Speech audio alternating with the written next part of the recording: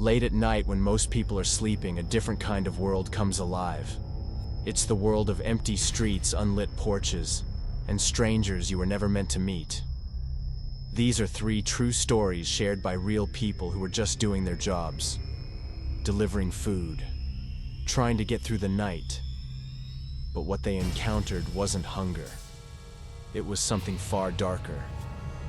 If you've ever worked a late-night shift, or stepped onto a stranger's porch without knowing what's inside, these stories might feel uncomfortably familiar. Story 1. The final delivery night. I was 17 the night it happened. Young enough to be naive, but just old enough to think I knew everything. I'd been delivering pizzas for a few months already. My car, an old beat-up Toyota, wasn't much, but it did the job. That Saturday night, I took a late delivery, my last one before closing. The order was for 1 pizza going to a house on the edge of town, farther than usual, maybe 15 minutes out. But I didn't mind. I figured the longer distance might mean a better tip. The address led me to a row of small, run-down homes on a quiet, poorly lit street. The kind of neighborhood where curtains stay closed and dogs don't bark. As I pulled up, I saw lights on inside the house. I grabbed the pizza and walked up the path. That's when I heard a woman's voice coming from the house next door. "Excuse me. That pizza's for us. We gave the wrong address," she said, waving at me from an open window. It felt odd. She didn't seem rushed or apologetic. Just casual. Too casual. But I walked over anyway. Their porch light was off and the doorbell was broken. So I knocked once, twice. I was about to give up when a woman called out. 1 second, it took longer than that. When she finally opened the door, I was greeted by a woman who looked to be in her mid-40s. She smiled at me slowly, her eyes scanning me up and down in a way that made me uncomfortable. Then she called out behind her loud enough for the neighbors to hear, "Charles, come look how handsome the delivery boy is." Another woman appeared about the same age. She smiled too. The kind of smile that feels like it means something else. I tried to keep it professional, but I was 17 and awkward, especially around older women. Then one of them asked, "What time do you get off work?" I lied. "Pretty much now," I said. "Want to come in for some wine?" I hesitated, but something in me, maybe stupidity, maybe curiosity, said yes. They led me to the living room and told me to sit. 1 on each side of me. Close. Too close. The wine tasted terrible, but I forced it down. They laughed at how nervous I was, said my dimples were cute. And then one of them said something that instantly twisted the whole moment. "We want to show you something in the basement." I chuckled awkwardly. "Like what?" They just looked at each other and said in unison, "It's a surprise. You'll like it." They wanted me to go first. I walked over to the basement door. It was cracked open. Beyond it was nothing but darkness. I looked back. They weren't smiling anymore. Blank faces. Still. Until they saw me watching, then the smiles returned. Mechanical. Forced. I asked, "What's down there?" They answered together again. "It's a surprise." I stepped forward and froze. I swear I saw something move in the dark. Just for a second. It looked like a hand. Human. I turned back again, and that's when I saw them, both women, slowly creeping toward me from either side of the room, like they were trying not to be seen. A cold chill ran down my spine. I stepped back away from the basement and said firmly, "I need the money for the pizza." As I inched toward the front door, something shifted in my peripheral vision. In the doorway to the kitchen, a man appeared. Tall, massive, silent, and in a low, emotionless voice he said 5 words I'll never forget. "Let's just make this easy." That was it. I turned, flung the door open, and sprinted to my car. Slammed the door, locked it. He was already at my window. He tried the handle, knocked hard. I didn't wait. I threw the car in gear and drove. Didn't look back. Didn't breathe until I saw city lights again. Back at the store, I told my manager everything. We called the police, not 911, but the non-emergency line, just in case anyone else got sent to that house. I never found out what they had planned in that basement. And honestly, I don't want to know. Story 2. The piano sound in the abandoned house. I was 19 when this happened. Still working part-time delivering food to pay for gas, lunch, and whatever else a broke college kid needs. That evening, I was assigned a delivery to a small order, just a sandwich and a slice of pizza. The address was at the edge of a rural pocket outside town, one of those old streets that somehow still existed past the newer developments. The sun had just set, casting a dull blue over everything.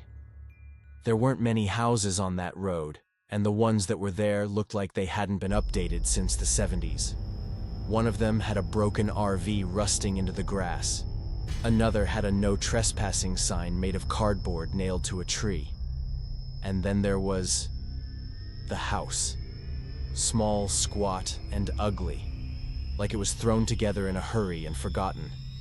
The yard was overgrown wild shrubs, broken fencing, a tricycle with no wheels in the bushes. The porch light was off, and the front door was cracked open. I hesitated. Normally I just leave the food and go, but this time I could hear something inside. Music, piano, not well played, not a tune I recognized. Just a series of notes, over and over, off-key, slow, like a child testing keys at random. Creepy didn't begin to describe it. I rang the bell, but it didn't work. I knocked. No one answered. Still, the music kept going. I walked around the house to the back, stepping over a twisted chain-link fence someone had dumped in the grass. The backyard was worse than the front, tools rusting into the dirt, what looked like part of a mattress and a shed with its roof caved in. I knocked on the back door. Still nothing. I called the pizzeria to confirm the address. It was correct. So stupidly, I stepped inside. The front hallway was dark, not a single light on. Just that piano echoing from somewhere deeper in the house. And the smell. It hit me like a wave. Damp wood, mold, and something else, something metallic maybe. Faint, but sharp. I called out, "Pizza's here." The music stopped, then a voice. Gravelly, soft. "Over here," it said. Then the piano resumed. Same eerie melody. I stood frozen. No footsteps, no movement. Just piano. "I'm by the door," I said. "Can you come get it?" The voice answered again. "I have trouble walking. Just come in. It's in the dining room. Straight ahead." I didn't move. There were no notes about physical disabilities or special requests on the order. And that voice didn't sound like someone who needed help. It sounded calculated. Still, a part of me thought, what if it's just an old man? What if I leave and get in trouble for not delivering? So I walked forward. But when I got to the threshold of what must have been the dining room, I stopped. I didn't go in.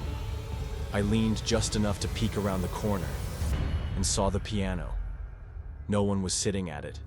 The keys were moving, but there were no hands. And I realized it wasn't a real piano. It was a keyboard, set to a repeating loop. And sitting on the table beside it was a pair of gloves. Surgical. Stained. I backed up. Slowly. Didn't breathe. Didn't blink. That voice spoke again, closer this time from a different part of the house. "You almost made it. That was enough." I turned, ran out the door, and didn't stop until I reached my car. I locked the doors, floored it out of there, and didn't look back. Later that night, still shaken, I looked up the address online. The house had been foreclosed 6 months earlier. It was supposed to be vacant. No electric, no plumbing. And 2 years ago, a teenage delivery girl had gone missing. Last seen heading toward that very street. To this day, I don't know who or what was waiting in that house, but I came a step too close to finding out. Story 3. The final delivery. It was supposed to be just another late-night delivery. My last week working at the Italian place before starting school full-time. Nothing special, just one more shift, one more tip, and I'd be done. The order came in around 10:45 p.m. 3 large specialty pizzas totaling over $70. That was unusual. Most big orders like that went to offices or parties, not sketchy addresses on the bad side of town. Still, I took the order. I was driving an old Civic with scratches and faded paint. Not the kind of car that attracted attention. Or so I thought. It took me 15 minutes to get there. The address led me to a narrow street with low streetlights and boarded-up homes. There was no number on the door, no porch light. But the house matched the one written on the receipt. I stepped up and rang the bell. The door opened almost instantly. A man stood there, Latino mid-30s maybe. He looked me up and down, and then opened the door wider. That's when I saw the gun in his hand. Not holstered, not hidden, just there. Pointed at the floor. Casual, like it belonged there. I didn't have time to react. 2 more men appeared behind him. One grabbed my arm, the other slammed the door shut behind me. They were yelling in Spanish, frantic and angry. I couldn't breathe. My ears were ringing. The man with the gun stepped closer and spoke in broken English. "Give me everything. Now." I didn't argue. My hands were shaking as I reached for my wallet. He snatched it, then barked phone. I gave him that too, my Motorola Razr. It wasn't much, but back then it was basically an iPhone. Then one of them ripped off my watch. I didn't even remember wearing one until I saw it in his hand. And then, one of them opened my wallet again, pulled out my ID. He read the address out loud, my full address, then looked me dead in the eye and said, "You tell anyone we come to your house, we kill everyone. Understand?" I nodded, couldn't speak, could barely breathe. They shoved me back toward the front door, then pushed me hard. I landed on the concrete stoop, scraping my knees, my palms burning. The door slammed shut behind me. And just like that, it was over. I still had my keys in my pocket. That's all. I didn't go back to work. I didn't call my boss. I drove straight home, shaking, quiet, like I wasn't even in my own body. My parents noticed immediately. My shorts were torn, my knees bleeding. They kept asking what happened, but I couldn't get the words out. Eventually I told them everything. My dad, who had friends in law enforcement, didn't waste a second. He made a call. An hour later, police surrounded that house. They arrested 2 of the 3 men. One of them, the guy with the gun, had 4 prior felony convictions. He got life. The second one, also with a record, got 5 years. But the third, the one who read my ID out loud, he wasn't there. They never found him. To this day, I don't know where he went. Maybe he skipped town. Maybe he's still around, watching. Over the years, I've heard things outside my window at night.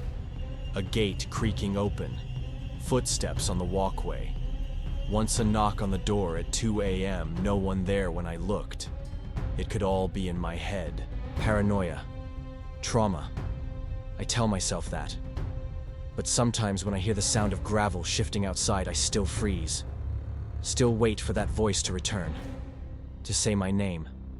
To remind me that they never forget. These were just 3 nights. 3 routine deliveries. But for the people who lived them, they'll never be routine again.